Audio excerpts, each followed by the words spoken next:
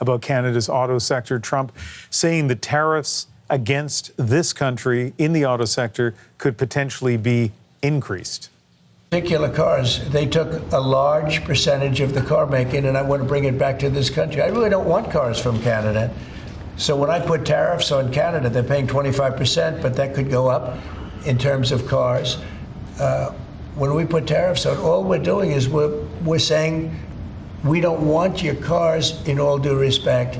We want really to make our own cars, which is what we're doing in record numbers now. You know, we're going to be at record levels in a very near future because of all the plants, the car plants that are being built. And I'd rather see them made in Michigan and made in South Carolina and made in different states, Tennessee. We have a lot of great car-making states, and we have some that aren't car-making yet, but they will soon be car-making states. And that's what I want to see for our country. At the same time, I want to help Canada. I have spoken to the current Prime Minister.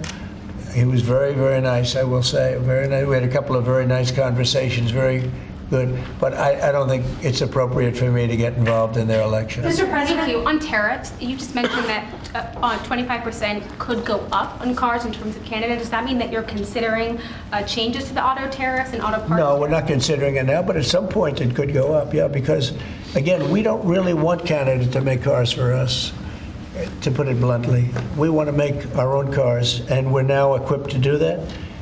They took a lot of our car business. Mexico, too, took a lot of our car business. We want to make the cars here.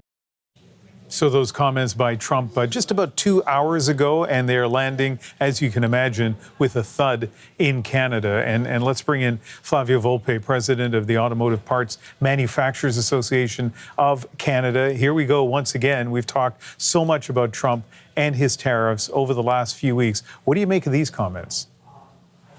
Well, he's gone to his greatest hits. You know, he talked a little bit about the 51st state, and then he went to, we don't need Canada's cars. Well, half of the cars that are made here are made by American manufacturers. Half of the parts come from American plants, and 55 to 60% of the raw materials used come from steel from Pennsylvania and plastics, resins from Texas. He talks always about that Canada took part of the auto sector. Well, the Americans, you know, when Ford was a one-year-old startup, they set up in Walkerville, Ontario, in Windsor. And General Motors started in Oshawa in 1918. And the other half are Japanese automakers. And so when decisions get made in Nagoya and Tokyo to come to places like Alliston and Cambridge and Woodstock, the Americans are not involved. So, you know, I think we always have to take a grain of salt with everything he says.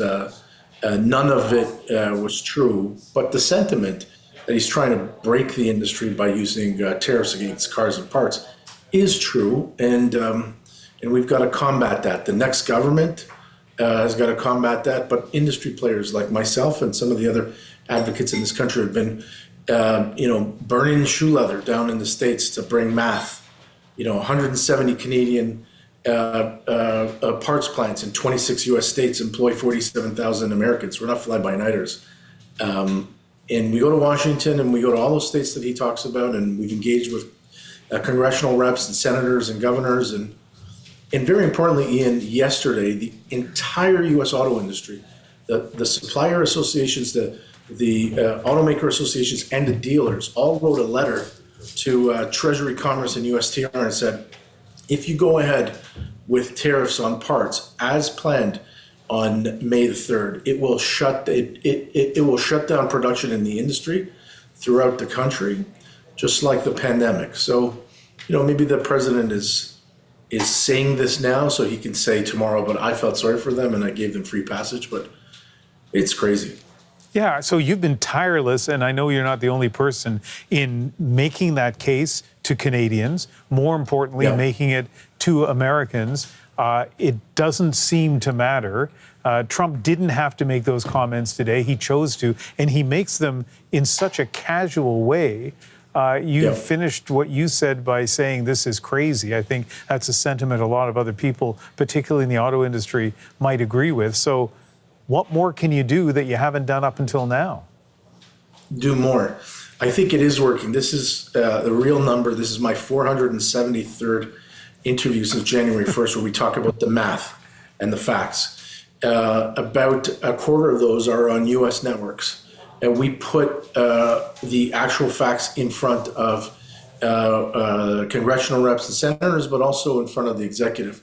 At some point, the pendulum is going to stop swinging and we see what the bond market is doing. We see what the price of gold is doing. We see what the market's doing there. The industry in the U.S. warning the Trump administration that these tariffs will shut down the American auto industry on May 3rd comes from the advocacy that Canadians are doing and the math that we're all pushing around. And, the assembly associations here, Brian Kingston and David Adams and Lana Payne at Unifor and APMA and a whole bunch of others, we're working together on getting that out there. Donald Trump doesn't sound like he's listening, but we watched him come back from the brink on auto tariffs twice in February and March when there was going to be a universal tariff on cars and parts, in part because the D3 showed up from Detroit into Washington and said, we're not going to fight you publicly, but you're going to shut down the industry. But what we're looking at here, the last time they went to the brink, is they split off parts to May 3rd. I think the fact that everybody in the industry is saying the opposite of Donald Trump, but saying it in public, means that some of this advocacy work is emboldening our American counterparts and potential allies. Look, we can only hope he pulls back from the brink. If he doesn't, all those states that he named have tens of thousands and in some cases hundreds of thousands of auto workers that will be sitting at home in the week after May 3rd. We have literally 20 seconds left, Flavio. What do you say to people watching in the industry who are just worried about the future and their jobs? I don't sleep, and we're on this all the time. And so if there's an at-bat to take, we're showing up, and we may win this, but we're not going to lose this because we didn't show up. All right. Flavio Volpe, thank you very much for all the interviews you've done on this, including so many on the CBC. I appreciate it. Thank you.